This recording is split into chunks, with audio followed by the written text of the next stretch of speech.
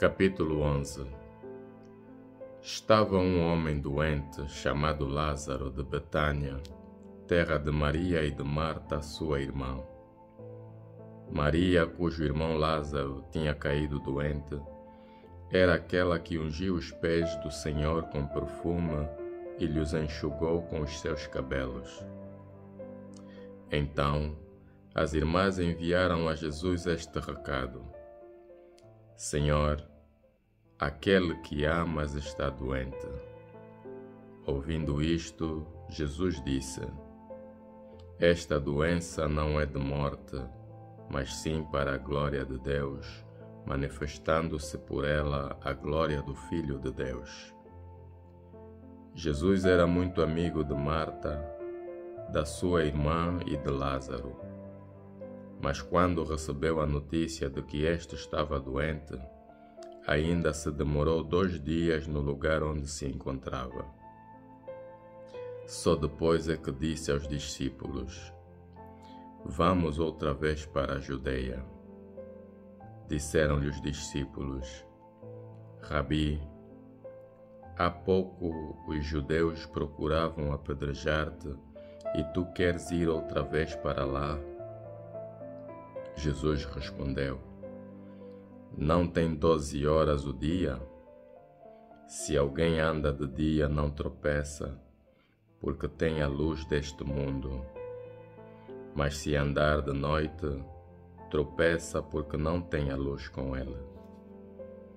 Depois de ter pronunciado estas palavras, acrescentou: O nosso amigo Lázaro está a dormir, mas eu vou lá acordá-lo.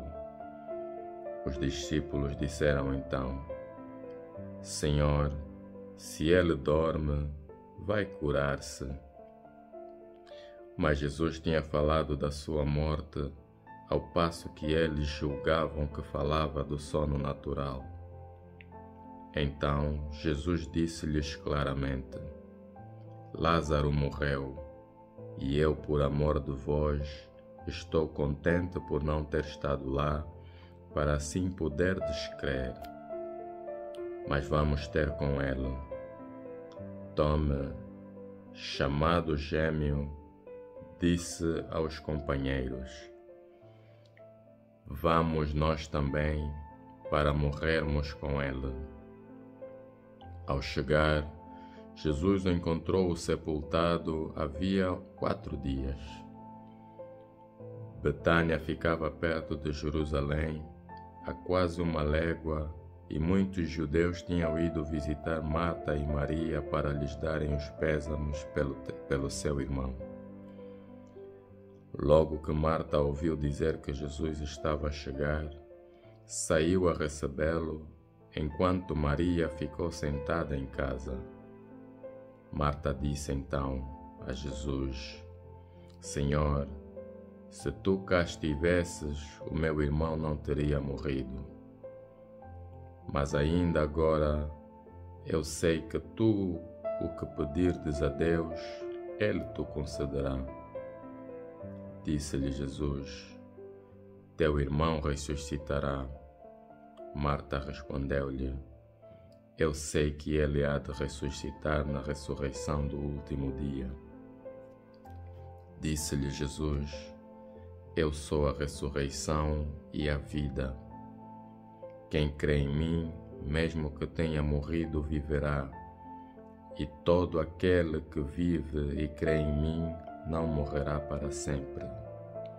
Crês nisto? Ela respondeu-lhe: Sim, ó Senhor, eu creio que tu és o Cristo, o Filho de Deus que havia de vir ao mundo. Dito isto, voltou a casa e foi chamar sua irmã Maria, dizendo-lhe em voz baixa: Está cá o Mestre e chama por ti. Assim que ela ouviu isto, levantou-se rapidamente e foi ter com ele. Jesus ainda não tinha entrado na aldeia, mas permanecia no lugar onde Marta lhe viera ao encontro. Então, os judeus que estavam com Maria em casa, para lhe darem os pésames, ao verem-na levantar-se e sair à pressa, Seguiram-no pensando que se dirigia ao túmulo para aí chorar. Quando Maria chegou ao sítio onde estava Jesus, mal o viu, caiu-lhe aos pés e disse-lhe: Senhor, se tu cá estivesses, o meu irmão não teria morrido. Ao vê-la chorar, e os judeus que a acompanhavam a chorar também, Jesus suspirou profundamente e comoveu-se. Depois perguntou: Onde o pusestes? Responderam-lhe: Senhor, vem e verás. Então Jesus começou a chorar. Diziam os judeus: Vede como era seu amigo.